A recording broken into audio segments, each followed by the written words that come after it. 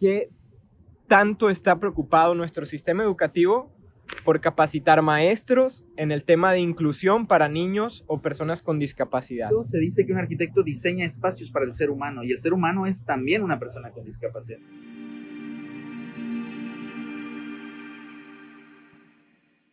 Hola, bienvenidos, ¿cómo están? Otra vez una noche más de Banquete y República. Gracias por disfrutar de este programa junto con nosotros. Y bueno, recuerden que la agenda la ponen ustedes, va a aparecer acá en el grupo Banquete y República para que puedan hacer sus preguntas, sugerir temas.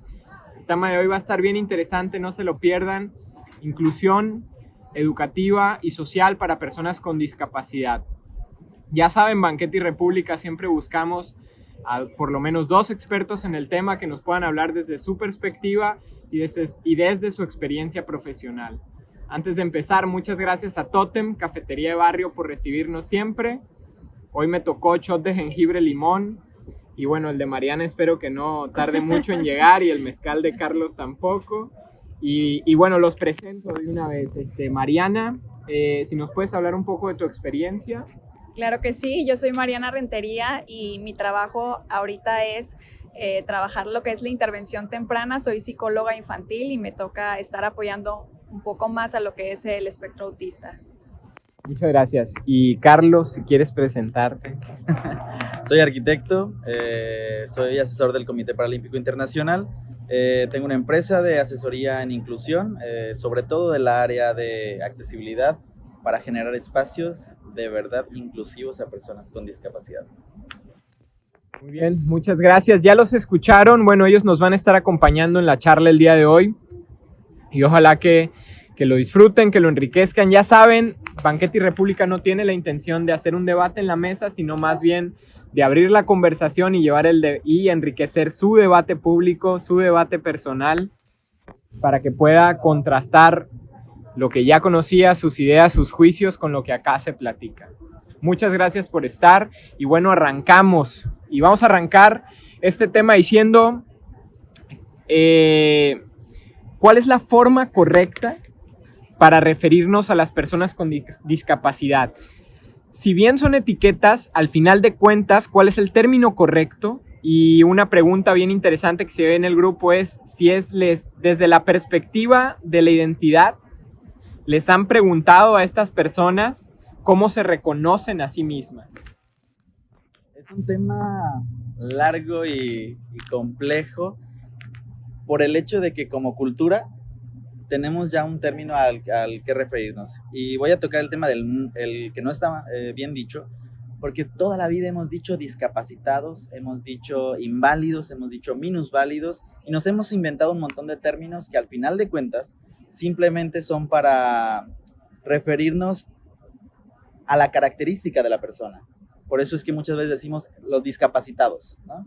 Pero estamos hablando de la característica de la persona. Entonces estamos diciendo que toda la persona es discapacitada, pero tenemos que entender que simplemente es una parte es como una persona con obesidad, una persona con cualquier otra característica, ¿no? Pero si decimos que es una persona con discapacidad, simplemente estamos diciendo que una parte o una simple, redondo en esa parte que es con discapacidad. ¿Cuál es el término correcto? Persona con discapacidad. Olvidémonos de discapacitado, inválido, minusválido. Incluso dentro de las personas sordas se dicen sordomudos, ¿no? Y es un término que totalmente está malamente ligado, ¿no? Porque una persona sorda sí puede emitir sonidos, por lo tanto no es muda, ¿no? Entonces nunca van ligados sordo y mudo. Es una persona sorda y punto. Es una persona con discapacidad auditiva. Entonces, el único término correcto es ese, persona con discapacidad. Lo dice la Convención de los Derechos de las Personas con Discapacidad, no es un invento de México, no es un invento del DIF, no es un invento de alguna asociación. Y esto no es nada más en México, sino que la convención está en todos los países y así como en inglés antes era handicap, pues hoy es person with disability, ¿no? Entonces es exactamente lo mismo, y lo mismo en italiano antes era handicapato y hoy es persona con discapacidad, ¿no? Entonces, al final de cuentas, es lo mismo en todos lados. Entonces sí les preguntan. Porque la convención está formada por las asociaciones de las personas con discapacidad y al final de cuentas es una recopilación de todos los representantes de personas con discapacidad en México y en cualquier otro país. Bien, muchas gracias. Mariana, y vamos a entrar ya al tema, ¿no? En educación. Me llama la atención que en México no tenemos un censo o una estadística específica respecto a cuántos niños con discapacidad están en este país en edad de estudiar, cuántos van a la escuela, e incluso algunas organizaciones como la de Katia Artigues calculan que más de la mitad de los niños con discapacidad no asisten a la escuela. Partimos del principio constitucional de que la educación es un derecho para todos, pero ¿es así para los niños con discapacidad? La realidad actualmente es otra, porque estas personas se enfrentan a diarios, ¿no? O sea, llevar a un niño a una escuela regular, no solo es llevarlo a la escuela regular y hacerlo partícipe, integrarlo al aula regular, sino más bien es hacerlo partícipe, que su educación esté siendo de calidad, es decir, que tú pongas todos los medios para que ese niño pueda aprender, porque no es válido, digo, tristemente todavía se ve en la actualidad, vas a las escuelas y ves a estos niños dentro del aula, pero al final de cuentas siguen estando excluidos porque están en una esquina, están con su monitor, pero no están llevando ese papel activo como un alumno más pues dentro del aula regular, ¿no? Claro. Carlos. Vuelvo contigo. De acuerdo al INEGI, en el 2015 en México había 7.7 millones de personas que padecían alguna discapacidad. Cifra que en aquel entonces equivalía al 5.1% de la población. Con un censo demográfico tan alto, ¿por qué no vemos a las personas con discapacidad ocupando espacios públicos y privados de nuestra ciudad? Me gustaría devolverme un poco. En la pregunta anterior que le hacías, primeramente es ¿cómo es que siendo un derecho educativo para una persona con discapacidad, la mitad no asiste? Pero yo me meto ahí porque arquitectónicamente esa mitad que no va muchas veces es por las barreras físicas que encuentra en la escuela para poder estar dentro de una educación en igualdad de circunstancias con los demás. Entonces ya desde ahí empezamos a saber el por qué no están dentro de las escuelas, ¿no? Y retomando la pregunta que me haces, me gustaría tocar dentro de la pregunta el hecho padecer, porque primeramente sería preguntarnos, ¿realmente todas las personas con discapacidad padecen la discapacidad o la viven? No somos quienes nosotros, ni el INEGI ni nosotros, para ya afirmar que una persona con discapacidad padece la discapacidad. Puede ser que la viva, porque padecerla significa que lo está pasando mal, ¿no? Simplemente puede ser una característica y está viviendo muy bien. Entonces, ya desde ahí nos damos cuenta cómo el INEGI, no sé si no analiza o si no consulta con personas con discapacidad, porque si tú empiezas con cualquier asociación que se dedique al tema de inclusión, ya el término padecer hace ruido, ¿no? Y entonces, en esa misma línea de que el INEGI conoce o no el tema de discapacidad, pues preguntaría, número uno, dices que es una cantidad alta, el 5.3 o 5.7 es el que dice el INEGI. Según la ONU, es más del 10%. Me tocó una experiencia de hacer un censo para saber qué tan real era ese número y nos dimos cuenta que aproximadamente el 12% de la población presentaba una discapacidad, ¿no? ¿Por qué es esto? Porque muchas veces cuando llegan con una persona sorda y le dicen, oye, ¿tú eres una persona con discapacidad? Y entonces ellos dicen, no, aquí en silla de ruedas nadie. Entonces, tenemos una cultura de discapacidad que incluso no sabe quién es una persona con discapacidad. Entonces, si el INEGI, no sé si a ustedes les tocó las últimas preguntas, si les tocó que los entrevistaran, en ningún momento te preguntas si dentro de tu casa o si tú eres una persona con discapacidad. Te preguntan si puedes hacer todo solo, pero una persona usuario de silla de ruedas, una persona con discapacidad visual, puede ser que pueda hacer todo solo, sin importar si tiene o no discapacidad. Entonces, en algún momento en el censo pasado, hace 10 años, preguntábamos el hecho de, ¿por qué no preguntas? ¿Eres una persona con discapacidad? ¿Y qué discapacidad tienes? Es complicadísimo. Es un tema de burocracia, es un tema que ya es complicado en sí el agregar una pregunta. Entonces, nunca se va a saber cuántas personas con discapacidad tenemos en México. En Estados Unidos es más del 15%. Contempla perfectamente la discapacidad mental, como la bipolaridad, e infinidad de cosas, ¿no? También a partir de ahí son los recursos que manda la ONU y mil cosas, ¿no? Entonces creo que todavía nos falta tener más educación en el tema de discapacidad para poder saber primero quién es una persona con discapacidad. El 5.7% de personas con discapacidad es irreal, es muchísimo más. Ya la ONU nos dice simplemente que es más del 10%.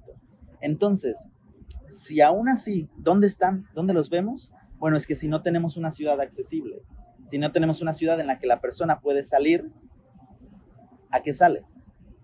Pero no solo eso, porque eso es simplemente hablando yo desde mi perspectiva arquitectónica y de barreras, ¿no? Pero, ¿qué pasa con la familia? Aquella familia que está avergonzada de tener una persona con discapacidad. Aquella familia que no tiene los recursos para sacar a la persona, que incluso no tiene ayudas técnicas para poder sacar a la persona a la calle, ¿no? Entonces, es cultural, es económico, definitivamente, y es una parte de tener igualdad de circunstancias para todas las personas fuera de casa. Entonces, es eso. Qué interesante. Cómo es importante en estos temas la semántica, ¿no? O sea, la palabra tiene en sí misma cierta carga que podría resultar incluso discriminatoria. Un peso, ¿no? Entonces, bueno, de eso se trata el programa, que nos empecemos como a plantear y encontrar estos detalles. Mariana, me voy con el té. ¿Qué tanto está preocupado nuestro sistema educativo por capacitar maestros en el tema de inclusión para niños o personas con discapacidad? Desde tu perspectiva, por supuesto. Me llama mucho la atención esta pregunta, ¿no? ¿Qué tanto está preocupado? A veces la preocupación y la intención no nos sirven de nada cuando queremos hablar de inclusión educativa, porque precisamente, bueno, a mí que me ha tocado estar directo en un aula, me toca ver la experiencia del maestro, ¿no? El maestro abrumado porque tiene tantos alumnos con pues diferentes estilos de aprendizaje. Si le agregamos que hay personas con discapacidad, está el monitor, además está pues la Secretaría de Educación Pública pidiéndoles todo el trámite y el papeleo de lo que tienen que registrar y llenar. Entonces yo creo que en mi experiencia sí se ha perdido mucho esta parte por capacitar realmente al docente, porque te toca vivir esa frustración, por así decirlo, del maestro, porque muchas veces no sabe cómo manejar ciertas situaciones. Tan es así que a mí como terapeuta, como psicólogo, me toca que llega la mamá de familia, en este caso, como decía ahorita aquí, que aparte de que ya traen una historia, o sea, vivieron todo un proceso en donde se les da un diagnóstico, en donde es dejar de tener esas expectativas que tú tenías de tu hijo y te dicen, no, es que el camino es otro, ¿no? Entonces, encima pues también tienen a los padres de familia, pero aquí sería bien importante valorar el trabajo del maestro, que esté capacitado y que realmente tenga el apoyo de las autoridades o de los directivos, de los que están arriba de él, ¿no? Porque pues se habla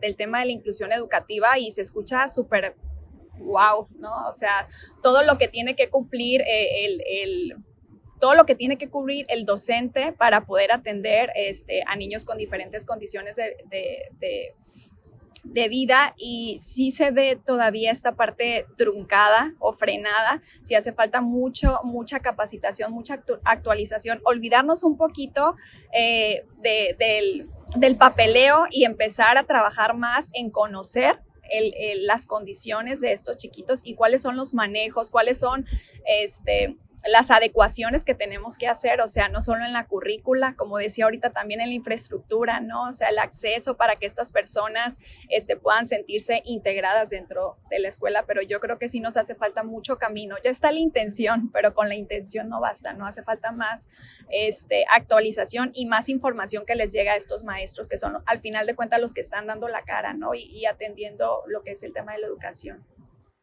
Tenemos un problema, o sea, hay un problema de cobertura educativa, digo, eso es un tema incluso para personas que no tengan una discapacidad o que no vivan una discapacidad, o sea, hay un problema de cobertura educativa, pero se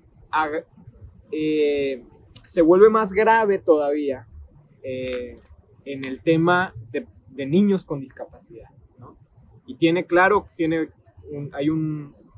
hay un problema a nivel cultural, hay un problema a nivel de infraestructura, movilidad, accesibilidad, luego un tema currícula, un tema maestro, o sea, se va creciendo la problemática cuando hablamos de niños con discapacidad. ¿Cuál crees que debería ser la postura de la SEP para acortar este problema? Yo creo que la primera parte es la sensibilidad, ¿no? O sea, también se hablaba a veces creemos de que la inclusión es llevar al niño con alguna discapacidad al aula, entonces, ¿qué tanto el niño está preparado para asistir a la escuela, ¿no? Entonces, ahí es donde entra pues el trabajo de nosotros los terapeutas, de poder preparar a este niño para que llegue al aula regular a recibir pues su educación que realmente sea de calidad, ¿no? Entonces yo creo que sí sería aterrizar bien el modelo educativo, el conocer las barreras del aprendizaje, ¿no? A las que se enfrentan realmente, como el tener esa conciencia y hacer esa, se me fue la palabra, pero como introspección, por así decirlo, y valorar cuál es la situación actual, pero creo que sí debería de vivirlo desde el aula, o sea, desde la experiencia, desde la práctica profesional. De repente, digo, también eso es como un problema, ¿no? Que los planes o los proyectos se realizan como desde ciertos niveles muy estratégicos y pierden el sentido operativo, ¿no? De la gente que seguro nos está viendo y del profesor que sabe que escucha al secretario de Educación Pública dar declaraciones que no tienen nada que ver con la situación que está viviendo en su aula, con sus alumnos, en su escuela, en su colonia, de la misma forma que nosotros, por ejemplo, como ciudadanos, escuchamos al presidente municipal o al presidente de la República o al gobernador y decimos, bueno, ¿en dónde vive? ¿Verdad? O sea, sucede exactamente lo mismo. Carlos, ¿cuál es la diferencia? Dice acá la pregunta, más importante en tu experiencia, porque en tu experiencia pues has visto cómo ciudades se han transformado para sus espacios, su transporte público, su infraestructura deportiva para poder ser sede de unos Juegos Paralímpicos a nivel internacional, y has visto cómo esas ciudades o una parte de esas ciudades se han transformado.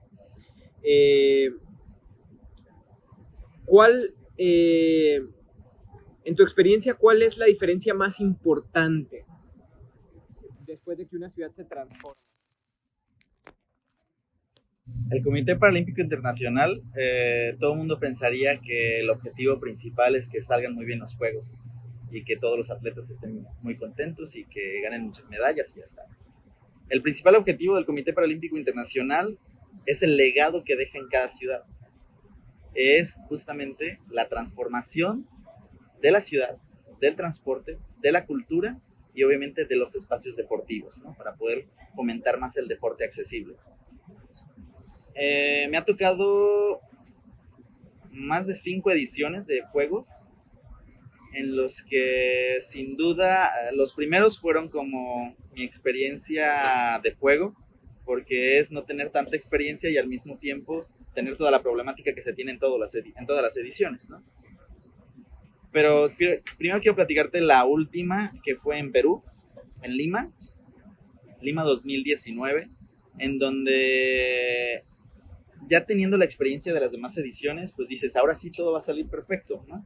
pero te encuentras con características de diferente cultura, diferente topografía en la ciudad, diferente turismo, porque no es lo mismo hacer turismo en Toronto, ¿no?, que fue la edición anterior, a hacer turismo accesible en Machu Picchu, ¿no?, en Perú.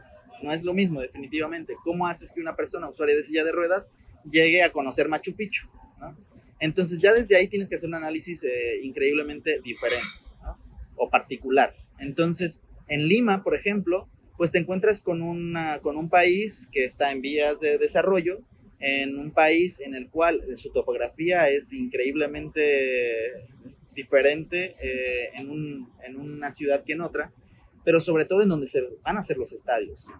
El gran reto dentro de los juegos, para empezar, es el transporte público. ¿Cómo mueves a 2.500 atletas, más de 2.500 atletas, a los estadios? ¿Dónde van a dormir? ¿Cómo van a convivir? ¿Y cómo van a llegar los vuelos, los charters y todo a un aeropuerto que normalmente recibe 4 o 5 personas con discapacidad, pero porque su infraestructura no es la adecuada?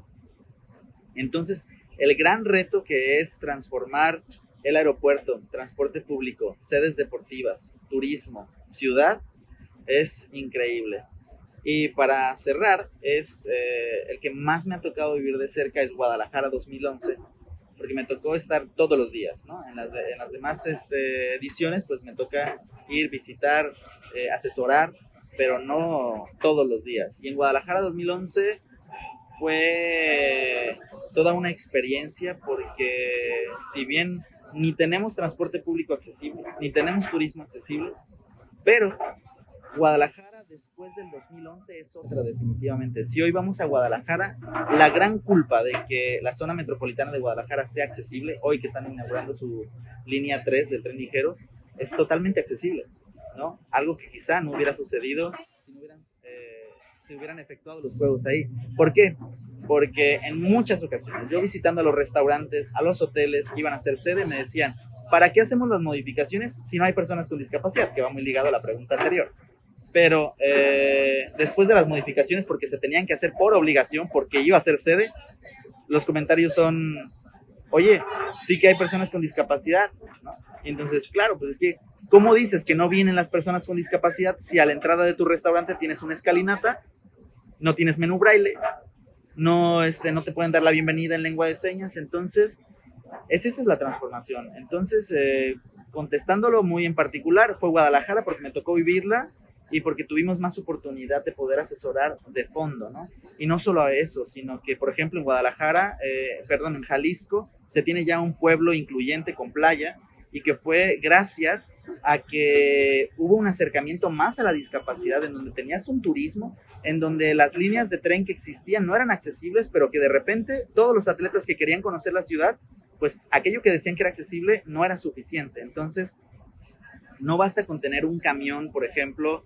accesible por cada 10. Es porque tengo yo, persona con discapacidad, esperar 9 cuando tú, el siguiente, puedes subirte, ¿no? Entonces, no estamos siendo buena onda, ¿no? Es que es un derecho constitucional el que yo pueda moverme, ¿no?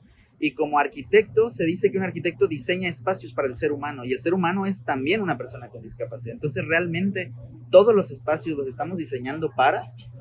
Entonces, Guadalajara, y lo vemos como vivo ejemplo, y así al igual toda ciudad en la que se generan unos juegos, ¿no? Tienen que ser una transformación increíble para que los juegos sucedan y para que también después las personas puedan disfrutar de todas estas transformaciones que se hacen. ¿Qué podríamos hacer para hacer una sociedad más incluyente? Reconocernos que todos somos diferentes, que tenemos una característica, y dentro de esas características saber que tú a lo mejor eres sordo y que necesitas de poder comunicarte en lengua de señas, pero necesitas que en cualquier parte donde tú vayas pues tengas esas herramientas para poder comunicarte. Que yo sepa que usuario de silla de ruedas pues necesito de una rampa, pero no estoy peleado con los escalones.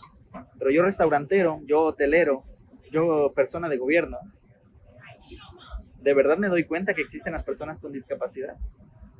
Entonces, ¿qué hacer? Pues simplemente reconocer que hay personas con diferentes características, ¿no?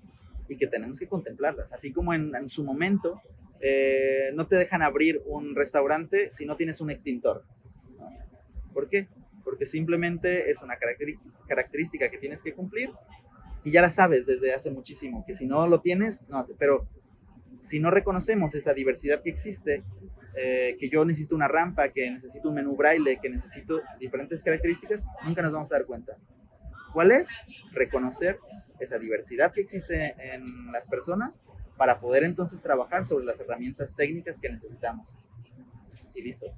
Ahorita dijiste una palabra ahí que quiero ligar, gobierno, ¿no? O sea, ¿qué tendría que hacer un gobierno para decir, soy un gobierno incluyente, ¿no? Porque luego hasta de eslogan de campaña lo quieren, ¿no? Es ciudad incluyente, pero ¿cómo te vuelves realmente un gobierno incluyente? La convención dice nada de las personas con discapacidad sin las personas con discapacidad.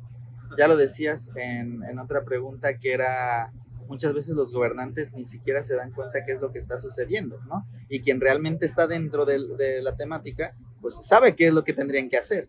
Entonces, ser empáticos y poder invitar a personas con discapacidad a formar parte de los proyectos que se necesitan. Si tú a una persona ciega le dices qué necesitas para poder moverte en la ciudad, pues te va a responder. ¿Por qué? Porque todos los días se mueve y sabe lo que lo necesita.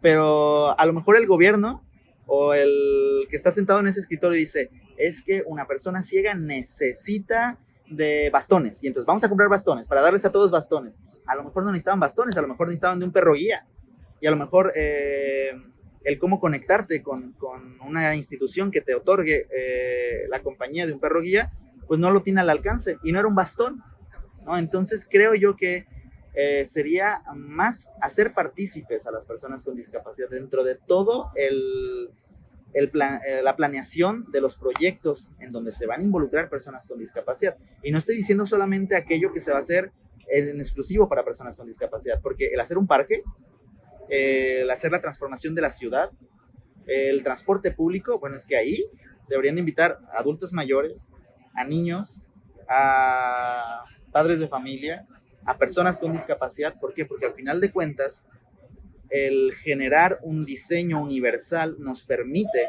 que estén involucradas las personas con discapacidad. Y si realizamos algo con diseño universal, involucramos a todo el mundo. Involucramos a la diversidad que existe en características que tienen las personas, ¿no? Claro. Ojalá que lo vean, se los vamos a pasar. Mariana, volvemos contigo. Vamos a regresar a la parte de educación otra vez, y es, ¿cuáles crees que sean los obstáculos más grandes para aspirar a una verdadera integración educativa en todos los niveles? Yo creo que uno de los primeros obstáculos es la pobreza o el que muchas personas no tienen el acceso a, o sea, sí, tu escuela me dices que tengo el derecho a asistir, pero no cuento con los recursos necesarios para yo poder estar presente, ¿no? Porque efectivamente las personas con discapacidad a ellos les genera más costo, ¿no? Porque tienes que hacer muchas adecuaciones a la infraestructura, adecuaciones al material, adecuaciones a la currícula, dependiendo la condición de cada niño, si requiere de un monitor, de un maestro auxiliar, de terapeutas, de neurólogos, de pediatras. Entonces yo creo que ese es uno de los primeros obstáculos. Otro puede ser la falta de los diagnósticos, ¿no? O los diagnósticos asertivos, porque pareciera que a veces se ponen de moda. En un momento todos eran TDA, ahora todo es autismo. Entonces yo creo que sí, uno de los obstáculos pues también es esta falta, ¿no? La otra es la falta de capacitación, obviamente, desde las personas que están como directivos en una escuela, el maestro, todo el personal que está dentro de una escuela, pues también tiene que estar actualizado y capacitado, y tiene que conocer. Ahorita que comentabas, de que hay personas, se me viene a la mente experiencias que me platican las mamás, ¿no? O sea, que van a un restaurante y hay chicos, por ejemplo, con alguna condición sensorial, entonces a ellos les cuesta un poco más de trabajo esperar, entonces ellos tienen que esperar porque a veces hay condiciones que físicamente no se ven, entonces a veces los papás también por eso se detienen a salir, ¿verdad? Porque es exponer esa como vulnerabilidad que vive sobre todo la sociedad, porque a veces la sociedad como no tiene este conocimiento, pues comete ciertas negligencias, ¿no? Porque no conoces o no sabes lo que está viviendo cada familia o cada niño o cada persona con discapacidad en este caso. Claro. Y eso me lleva a una siguiente pregunta. ¿Qué tanto estamos educando? Hay grupos de 30, 40, 50, 60 niños en una escuela con un profesor y ese profesor y esos niños no tienen ninguna discapacidad, no viven ninguna discapacidad. Porque ahí la muestra estadística no nos dio ninguna persona con discapacidad. ¿Qué tanto estamos educando a las personas que no vivimos una discapacidad para precisamente entender que en una sociedad también hay personas con discapacidad y estar primero sensibles, luego alertas, ¿no? Y luego poder cooperar, ¿no? Por decirlo de alguna forma. Yo creo que aquí ya se empieza a ver un poco y se empieza a ver porque ya dentro de un aula regular empiezan a ver niños con alguna o que presentan alguna discapacidad.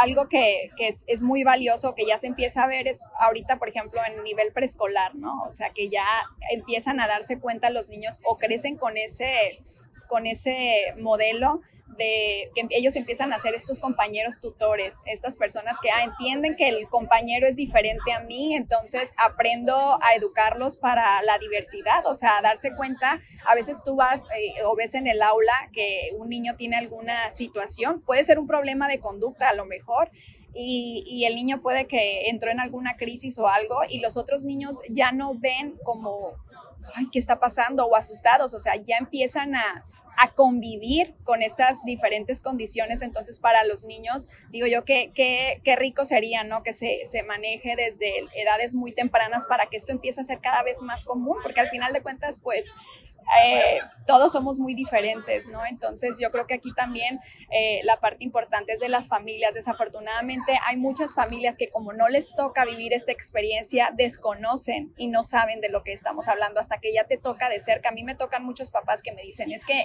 para mí antes este tema era totalmente ajeno, o sea, porque crees que nunca te va a pasar, pero eso de alguna manera enriquece mucho, ¿no? O sea, el rodearte de personas con diferentes condiciones, pues sí enriquece muchísimo y sobre todo pues nos hace más sensibles, más empáticos a entender qué es lo que está viviendo el otro y a querer pues respetar y también apoyar, ¿por qué no? Este sexenio, en el programa para la inclusión y la equidad educativa, que abarca personas con discapacidad, alumnos con aptitudes sobresalientes, indígenas, inmigrantes, tiene un 80% menos recursos que el anterior. En el punto de la capacitación, voy a dar algunos datos, ¿no? En el punto de la capacitación, existen de 460 normales en el país, solo 67 son de educación especial, porque así se llama todavía. Y en el resto, la clase de educación especial, o sea, más o menos alrededor de 400 normales, escuelas normales, ¿no? Estas formadoras de eso, la clase de educación especial es optativa.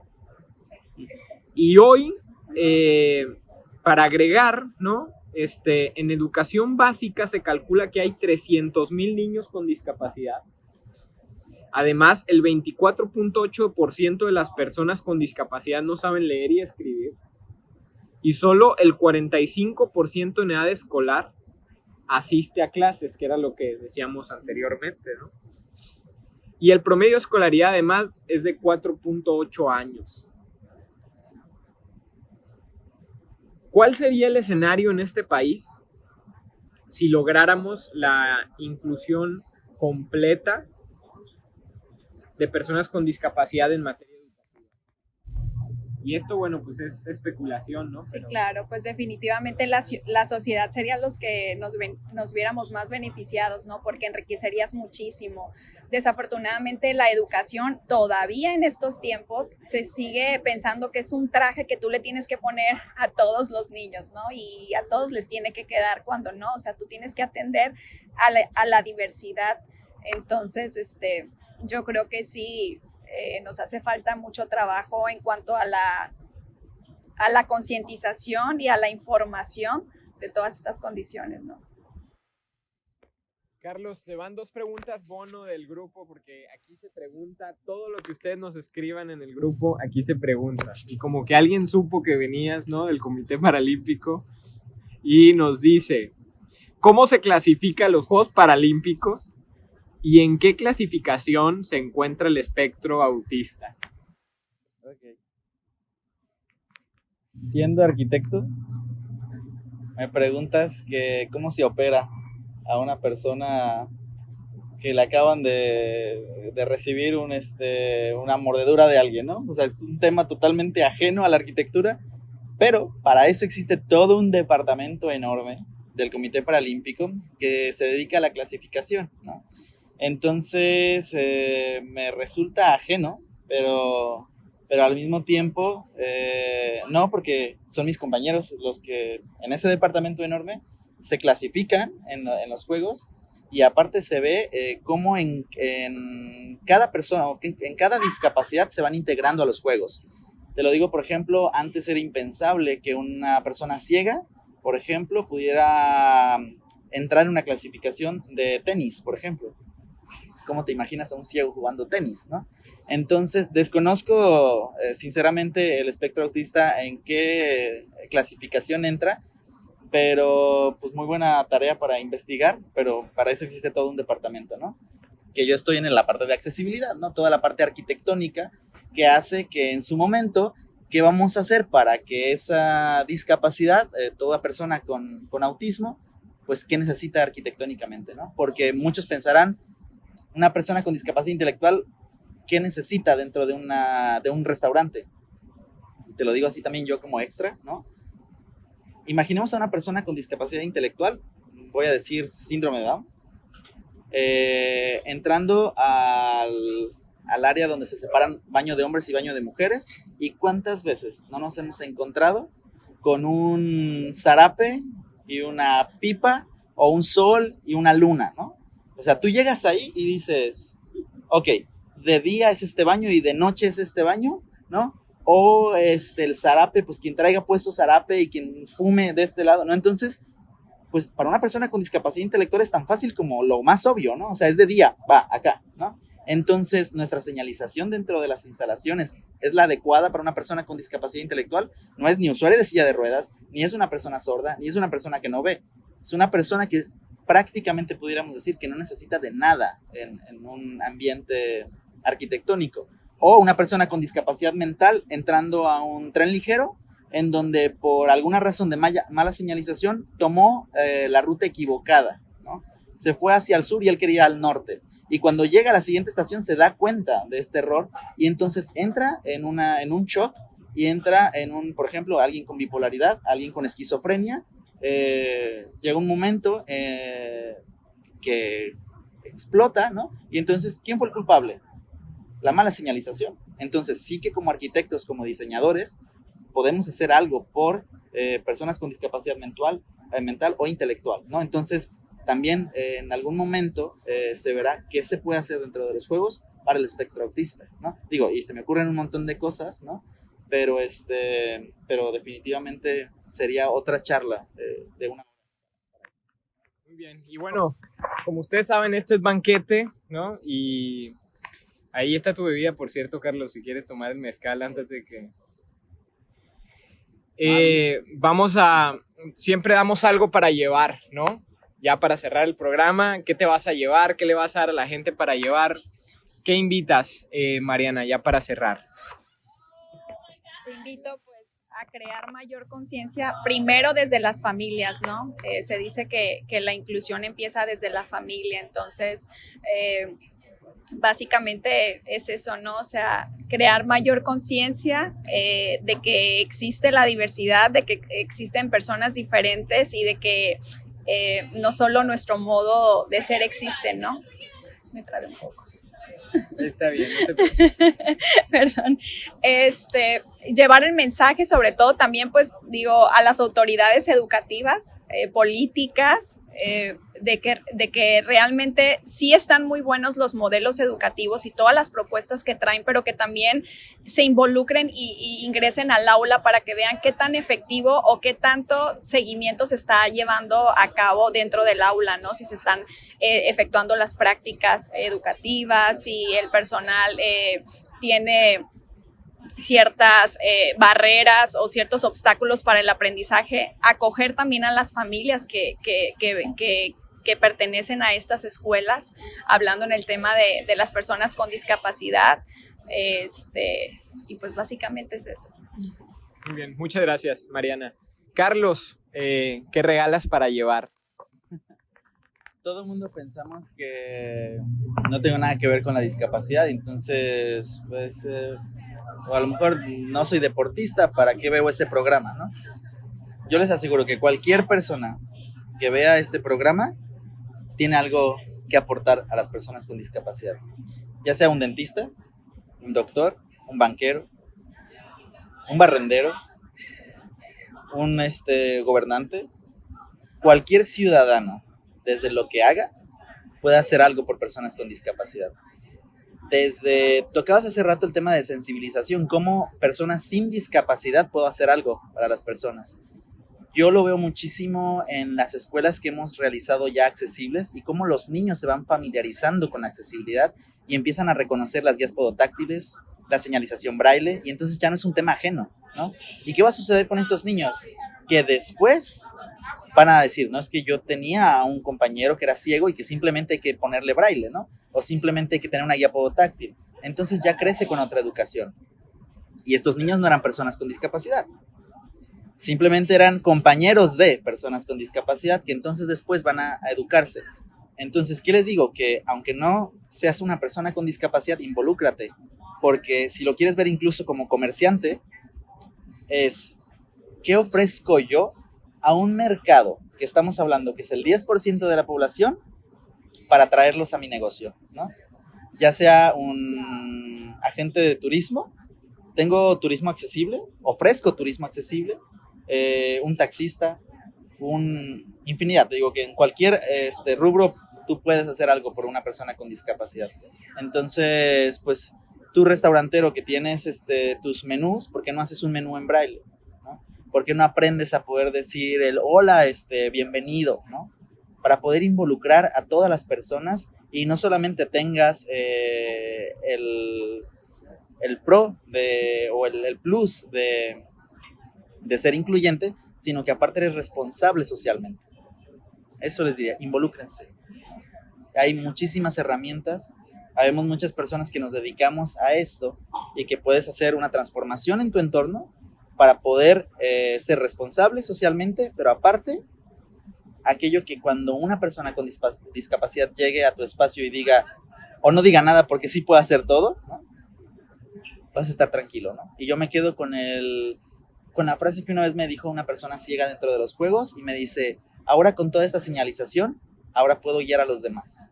Ahí te paga todo lo que haces todos los días. Muchas gracias. Bueno, gracias por venir, Carlos. Gracias por venir, Mariana. Gracias a ustedes por sintonizar otra vez Banquete y República. Muchas gracias a Totem Cafetería de Barrio. Gracias a la producción, Maciel, Alex en las cámaras. Gracias. Pues invitarlos, no se pierdan nuestro siguiente programa. Vamos a hablar sobre el feminismo y su agenda. Va a estar muy bueno también, como todos. Y recuerden, esto fue Banquete y República. Vayan al grupo, ahí está apareciendo en su pantalla. Y bueno, abracemos la diversidad, nuestras diferencias y crezcamos como sociedad. Les mando un beso, un abrazo. Gracias, Banquete y República.